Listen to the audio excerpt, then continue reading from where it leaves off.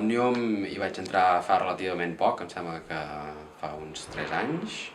i vaig entrar empès una mica per tot l'ambient polític que es respirava, per l'inici del procés cap a la independència i amb ganes de col·laborar i no estar-me tancat a casa i fer coses. Home, Òmnium és una entitat ja que té més de 50 anys, és una entitat que va néixer amb l'objectiu molt clar de defensar la llengua i la cultura de Catalunya. És una entitat que ha anat evolucionant i que en els darrers anys ha fet un salt impressionant de nombre d'associats i és una entitat que té un paper clau avui en la societat catalana, tant en la defensa de les qüestions més bàsiques, llengua i cultura, com a l'impuls del procés cap a la creació de la nova República Catalana.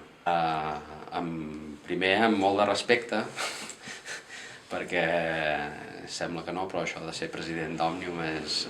m'estic adonant que és una cosa bastant important.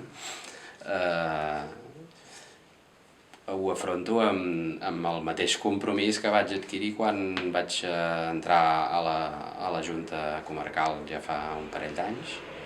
amb compromís i amb moltes ganes de treballar perquè l'entitat creixi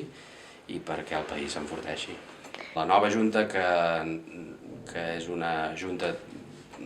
que no és totalment nova, sinó és una Junta de continuïtat amb la que hem incorporat 4 persones noves, 4 nous vocals. És una Junta que té com a principal objectiu, diria que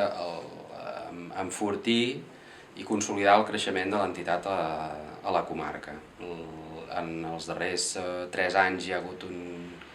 una més que multiplicació de socis a la comarca, com a tot Catalunya, i pensem que cal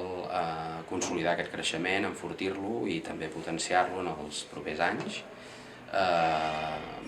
fent que l'entitat Òmnium estigui cada vegada més propera a la majoria o a tots els municipis que puguem arribar a la comarca.